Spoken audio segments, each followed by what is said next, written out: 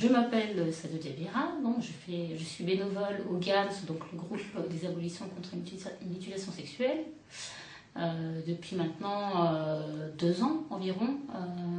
Alors moi, ce qui m'a amené au GAMS, c'est parce que j'ai vécu un mariage forcé, au sein de la famille, et j'ai été chercher de l'aide auprès du GAMS pour pouvoir m'en sortir et mener ma vie comme je l'entends. Du coup, je vais parler un peu de mon expérience, du coup c'est peut-être le moment. D'ailleurs j'avais 15 ans à l'époque. Elle me dit, bon bah cet été tu vas au Mali, voir la famille, machin. Moi super contente, c'était la première fois que j'y allais. Je connaissais rien du tout du Mali, voilà. Il y avait quand même un petit doute, pourquoi? Parce que moi, depuis que je suis petite, j'ai été promise à mon cousin. Ce fameux cousin venait chez moi, souvent chez mes parents en fait. Moi, pour moi, c'était mon cousin, je rigolais avec lui, je jouais avec lui, mais en fait, on était promis l'un à l'autre. Il avait 15 ans de plus que moi, puisque quand j'avais 15 ans, il en avait presque 30. Donc du coup, pour moi, je me suis dit non, ils ne peuvent pas du jour au lendemain m'imposer un mariage comme ça, je vais leur dire non, ils vont comprendre, mais ils vont laisser tomber. 2 semaines, pas de soucis. Et un jour, comme ça, il y a mon oncle qui me convoque dans sa superbe mairie du village. Il me dit, voilà, tu sais pourquoi tu es là? Je dis, bah oui, pour passer des vacances, machin. Et puis il me dit, non, t'es pas là pour des vacances seulement, tu es là aussi parce que il faut que tu te maries avec ton cousin. Même si un jour j'avais décidé de me marier avec quelqu'un, c'était mort en fait, parce que j'avais déjà un mari. Non, je lui dis mais non, je ne veux pas me marier, j'ai que 15 ans, il a 30 ans, il a 20 ans de plus que moi, on n'a rien à faire. Il me dit écoute, soit tu te maries, soit tu restes coincé ici et tu vas plus en France. J'avais pas de solution. Donc j'ai tourné le problème dans ma tête dans tous les sens, il n'y avait pas de solution. J'étais bien obligée de dire oui si je voulais rentrer un jour en France.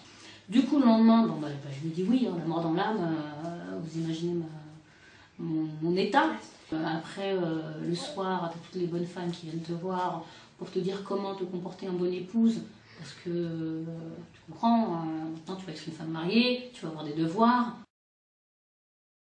Il va falloir le contredire, écouter ce qu'il te dit, te laisser faire, et compagnie. J'étais dévastée. Donc le pire, c'est que une fois qu'ils ont fini de te donner toutes ces recommandations, on t'habille pour aller voir ton mari. Il y a une vieille femme donc, qui est désignée pour te montrer pendant une semaine, je reste cloîtrée dans une chambre à la disposition de mon mari. Et tu as une bonne femme et une vieille femme qui vient en fait tous les jours pour s'assurer que le devoir conjugal a été rempli.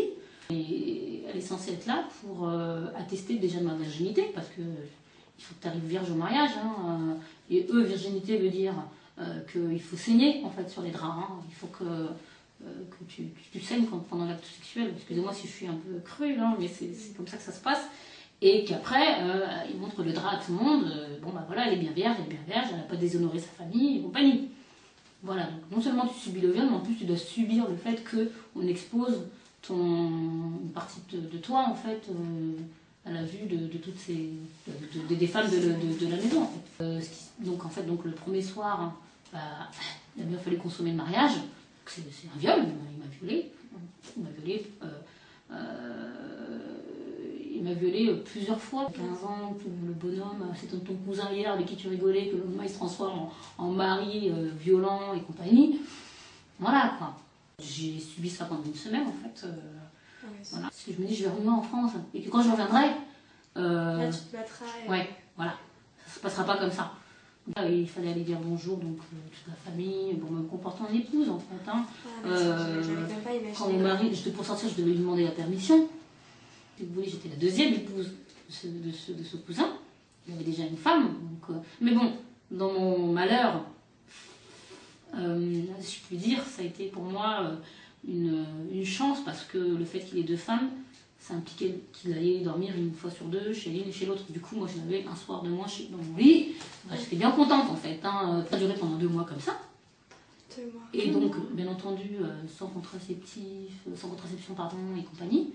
Ma tante a dit non, il faut qu'elle rentre, parce qu'à l'école, ils vont s'inquiéter, ils vont se poser des questions. Elle n'a pas encore 16 ans, machin. Donc, voilà, elle commençait à avoir peur. Du coup, mon père a dit bon, ok, on l'a fait rentrer, parce qu'il avait peur. Il se doutait bien que j'allais revenir, que j'allais pas être merci de m'avoir mariée. Enfin, tu vois, ils anticipaient un peu la chose. Et du coup, quand je suis revenue, mes parents, je leur ai rien dit en fait. Ils m'ont dit on est fiers de toi, grâce à toi l'honneur est sauf. Enfin voilà, ils étaient complètement à côté de la plaque. Ils n'avaient même pas conscience du mal qu'ils m'avaient fait en fait. Hein. Pour eux c'était normal et que bon bah voilà, c'était je devais passer par là de toute façon. Et que voilà. Et donc lui en fait il a eu peur que j'aille. Je suis un peu menacée aussi d'aller porter plainte. Parce que finalement j'étais mineure et que c'est un viol, et qu'il n'avait pas le droit, donc il a eu peur, et donc pour pas avoir de problème, il a demandé le divorce à mes parents. Mes parents, pour mes parents, c'était horrible, c'était moi la mauvaise épouse, c'était moi qui n'avais pas pu garder mon mari, mais j'étais dit, dans quoi on est? Et donc 1 an après, rebelote, mes petites sœurs, vous allez au Mali. Alors là j'ai dit non, c'est pas possible, ils vont leur faire la même chose, machin. Donc j'ai tout fait pour convaincre mes petites sœurs de ne pas y aller, mais bon. La pression familiale étant plus forte que tout, elles y sont allées et elles sont restées coincées là-bas. Pour le coup, elles y sont restées 4 ans. Donc mariées de force et compagnie.